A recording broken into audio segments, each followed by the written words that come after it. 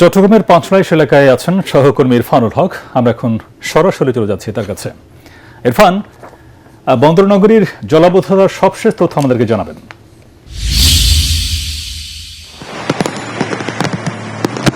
চট্টগ্রামের জলাবদ্ধতার কথা যদি আমি বলি, কিছুক্ষণ আগে বৃষ্টি থামলেও কিন্তু এখন পর্যন্ত যেই সকল এলাকাতে জলাবদ্ধতা তৈরি হয়েছিল, যেই সকল এলাকাতে পানি ছিল, সেটা এখন পর্যন্ত পুরোপুরি আসলে নেমে যায়নি, যার ফলে আসলে সাধারণ মানুষের মধ্যে বেশ শঙ্কা তৈরি হয়েছে। এবং আমরা দেখেছিলাম যে সকল নিচু এলাকাতে পানি ছিল, সেটি যেখানে কোমর সমান ছিল সেটি এখন কমেছে কিছুটা, যেখানে হাঁটু সমান আছে। তবে পুরোপুরি নেমে না যাওয়াতে আসলে সাধারণ মানুষের জনজীবনে বেশ বিপর্যয় তৈরি হয়েছে। তারা নানা শঙ্কা প্রকাশ করছেন। অন্যদিকে যেহেতু চট্টগ্রাম একটি পাহাড়ি এলাকা, এখন পর্যন্ত গতকাল রাতে নগরী চট্টগ্রামে জেলার অধীনে চকরিয়াতে 2 শিশুর মৃত্যু হয়েছে পাহাড় ধসের কারণে। এর আগে এই 4 জনের মৃত্যু হয়েছে। এখন পর্যন্ত 6 জনের মৃত্যু আমাদেরকে আইন শৃঙ্খলা বাহিনীর পক্ষ থেকে করা হচ্ছে। অন্যদিকে যেই সকল জায়গাতে জলাবদ্ধতা তৈরি হয়েছে সেই সকল জায়গাতে আমরা গিয়েছিলাম এবং যেই সকল সেখানকার স্থানীয় বাসিন্দারা আসলে অভিযোগ করছেন, তারা বলছেন যে আসলে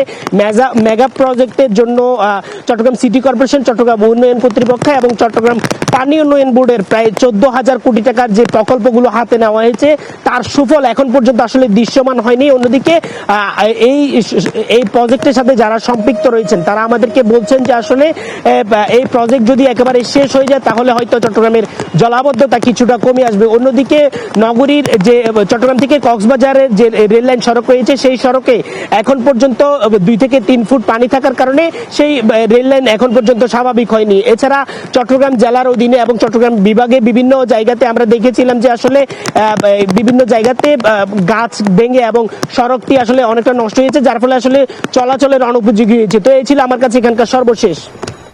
জি ইরফান, আপনাকে ধন্যবাদ।